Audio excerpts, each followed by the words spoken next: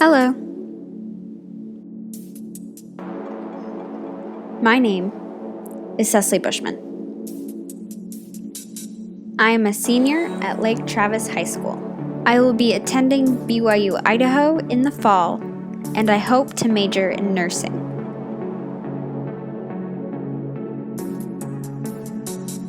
For our last assignment as seniors, we were asked what we love and what our hopes and dreams were for the future. My answer was serving those in India. I have found peace in and have a love for service. I also have a love for India and for the Indian culture. During spring break 2 years ago, my mom and I had the opportunity to travel to India. We didn't go just to look at the Taj, or ride and feed the elephants, or even ride on super cute tuk-tuks, even though they were wonderful experiences. We went with an organization called Rising Star Outreach to help people with leprosy. What is leprosy, you might ask? Well, the definition of leprosy, also known as Hansen's disease, is a long-term infection caused by the bacteria Mycobacterium leprae and Mycobacterium lepromatosis. Symptoms that develop include granulomas of nerves, respiratory tract, skin, and eyes. This results in a lack of ability to feel pain and thus lost parts of extremities due to repeated injuries or infection due to unnoticed wounds. Leprosy is spread through cough or contact with fluid from the body of an infected person. Contrary to popular belief, though, it is not very contagious in a way people would see it, such as touching and being in the same general area as a person with leprosy. Leprosy is curable with treatment, known as multi-drug therapy, meaning they use multiple drugs at the same time to kill a single disease. The reason they use more than one drug is because drugs they use must never be used alone. The body becomes too accustomed to the one drug, and it does not help to fight the disease as strongly and from every angle. 3 different drugs doctors recommend to use are dapsonine, rifampin, and clofazimine. These drugs are normally taken for 6 months for paucibacillary leprosy, but doctors recommend that taking them for no less than 2 years will be more beneficial if you have multibacillary leprosy. Leprosy has affected India for thousands of years and is known as a social stigma. This social stigma is created because of the perception of deformity. The primary cause of fear and prejudice surrounding deformity is a lack of education about the disease. Even if the person with leprosy is cured, ignorance continues to convince the fearful that those with seeable deformities still have active leprosy. These people are then forced into colonies. These colonies separate people affected by leprosy from the rest of the world, which consequently omits them from any form of treatment one would expect to receive even in a third world country. This is what keeps leprosy around. Though the disease spreads, it is curable with the right kind of treatment caught early on, and it can be tamed before it visibly affects the body. In the West, we see curing leprosy as freedom from disease, hunger, and suffering. But to them, it is not the same. According to the Nepal Leprosy Trust, in India, social exclusion is the greatest challenge. To be dislocated from one's family or community in a Hindu society is a denial of any meaningful role in life. There is no concept of self. An individual's role is dependent in every way on the strong bonds that exist within the extended family and community, from which the family draws its identity. This kind of sounds like the world state's motto from Brave New World: community, identity, and stability, where everyone belongs to everyone. The only people who are shunned to society are the savages. In India, lepers are the savages. They are not to be touched, talked to, or even allowed to live in society with the rest of the world. They have become beggars, and to their society serve no purpose but taking up space. They are cut off from the world and live in their own colonies and have no opportunities to get an education or a job. This is where the organization Rising Star Outreach comes into play. Rising Star is an organization that was created to specifically target families in southern India who are affected by leprosy, whether it be from their families or themselves. They use programs and donations to educate and financially support these people and their children so that they do not end up as beggars on the street. There is a school as well as housing for the children. Rising Star also provides microgrants to people living in colonies so they can create their own jobs and provide for their families instead of begging on the streets. This gives volunteers the opportunity to travel to southern India and stay for a week to help out and visit leprosy colonies around Chennai. The grounds of Rising Star are not only where volunteers stay, it provides a home and school for these children where they can gain an education and learn about the real-world experiences.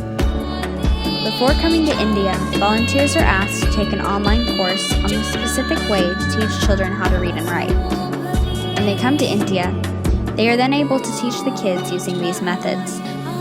After school is over, you get the chance to interact and play and visit with the kids. This is hands down the best part of the trip. These children want to know all about you, and you are never alone when you are at the playground.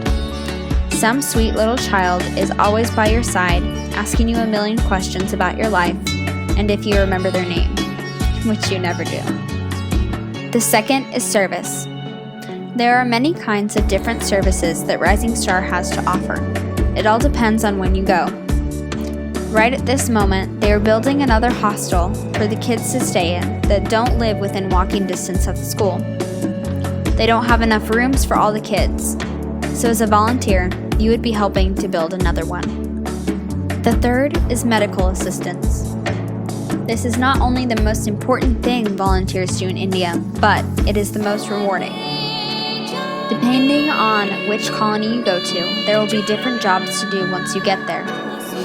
These jobs include people welcoming and taking vitals, someone to undress wounds and wash their feet, someone to clip their toenails and whatever else is bugging them, someone to clean their wounds and add ointment, someone to oil their feet so they don't get dry, and someone to reapply bandages.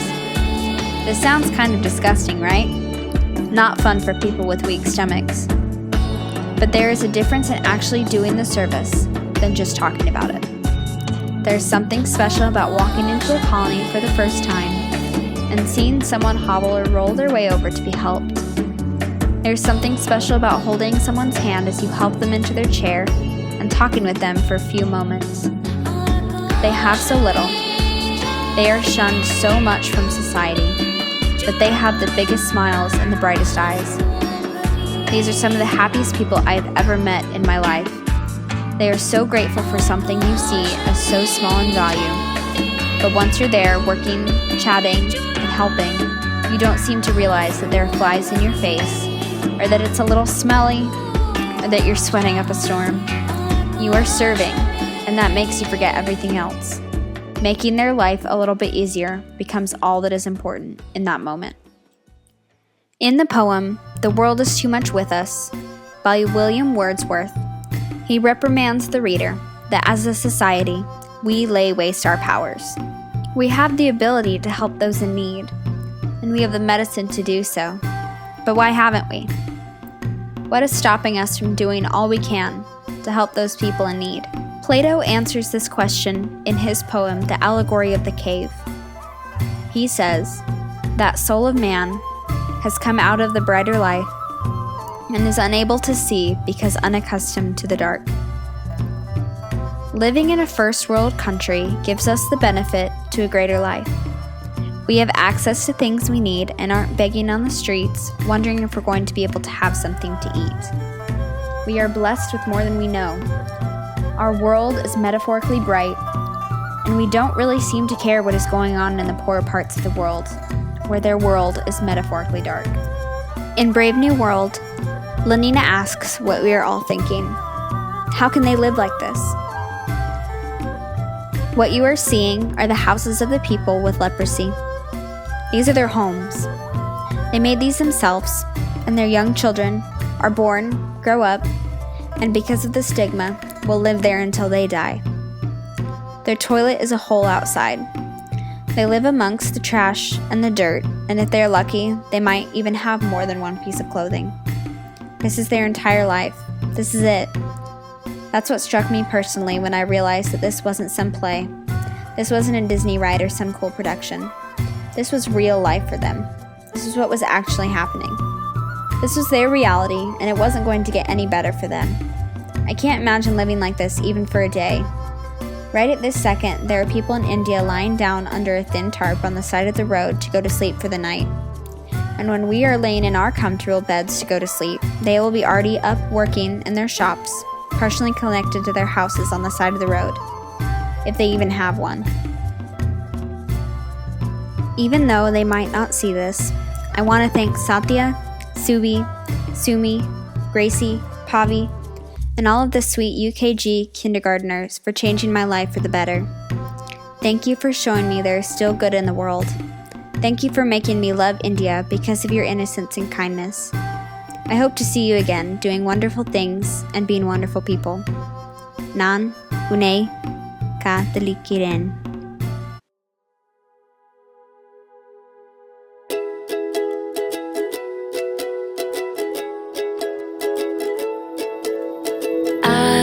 Need you, and you need me. Left alone, we will never be who we could be. So take my hand and don't forget that we can do anything together.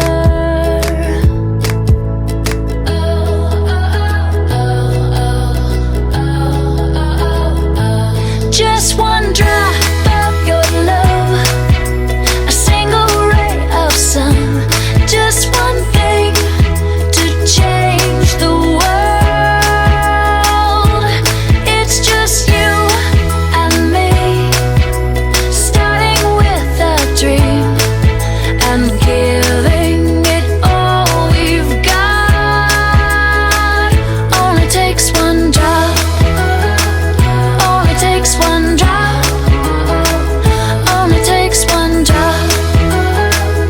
Only takes one drop. Come with me now. Look and see how there's an ocean overflowing with our hopes. So let's jump in and take a swim. It's you and me, yeah, forever.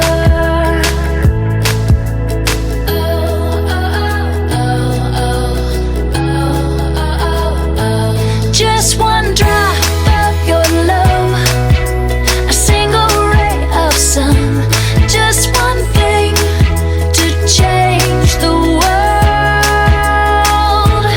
It's just you and me, starting with a dream and giving it all we've got.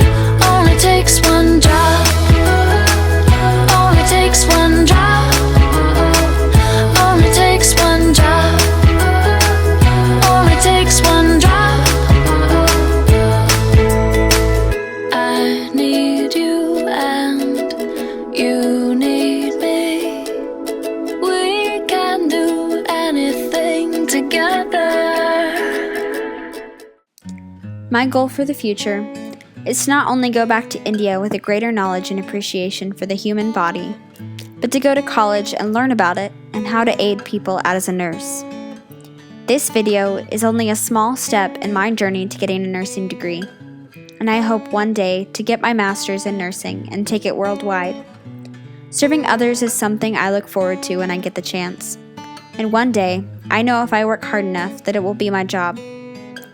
Quoting Father James Keller, "A candle loses nothing by lighting another candle."